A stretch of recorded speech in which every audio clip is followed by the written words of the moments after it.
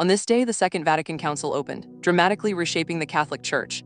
On October 11, 1962, the Second Vatican Ecumenical Council, commonly known as Vatican Roman II, officially opened in St. Peter's Basilica in Vatican City. Pope John Roman XXIII convened this historic gathering, which brought together over 500 bishops and religious superiors from across the globe. It was the 21st Ecumenical Council of the Catholic Church, and the first in nearly a century following Vatican I, which concluded in 1870. The Council's primary aim, as articulated by Pope John Roman XXIII, was Aggiornamento, an Italian term meaning bringing up to date or renewal, to adapt the Church to the modern world. This monumental event was inaugurated with a grand procession of bishops and cardinals, symbolizing a new era for the Church. The Council would ultimately span 4 sessions, concluding on December 8, 1965, under Pope Paul VI, who succeeded John Roman XXIII after his death in 1963. Vatican Roman II was called at a pivotal moment in history, amidst rapid social, political, and technological changes. The world was grappling with the Cold War, decolonization, and burgeoning civil rights movements. Pope John Roman XXIII recognized that the Church needed to engage with these contemporary realities rather than remain isolated. The Council sought to foster spiritual renewal within the Church, promote Christian unity, and redefine the Church's relationship with other religions and the secular world.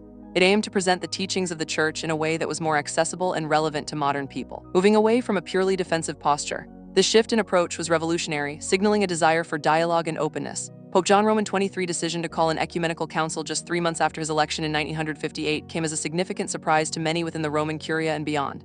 Ecumenical councils were rare and typically convened to address major doctrinal crises. John Roman XXIII, however, envisioned a pastoral council focused on renewal and reform rather than defining new dogmas. He famously stated that he wanted to open a window in the Church to let in fresh air, symbolizing a desire for transparency and engagement. Another notable aspect was the unprecedented invitation extended to non-Catholic Christian observers, who were given privileged seating and access to the Council's proceedings. This gesture was a powerful symbol of the Council's commitment to ecumenism and interfaith dialogue, a stark contrast to previous councils. The Second Vatican Council profoundly reshaped the Catholic Church and its interaction with the world. One of its most visible impacts was the reform of the liturgy, allowing Mass to be celebrated in vernacular languages instead of exclusively Latin and encouraging greater participation from the laity. The Council's documents, such as Lumen Gentium on the Church and Gaudium et Spes on the Church in the modern world, articulated new theological perspectives, emphasizing the Church as the people of God and affirming the dignity of the human person.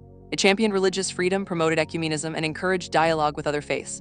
Vatican Roman II also reaffirmed the Church's commitment to social justice and its role in advocating for the poor and marginalized. While the Council sparked both enthusiastic acceptance and significant resistance from various factions within the Church, its teachings and reforms continue to influence Catholic life, theology, and its global presence, marking a definitive turning point in its 2000-year history. Subscribe to discover what happened today, every day.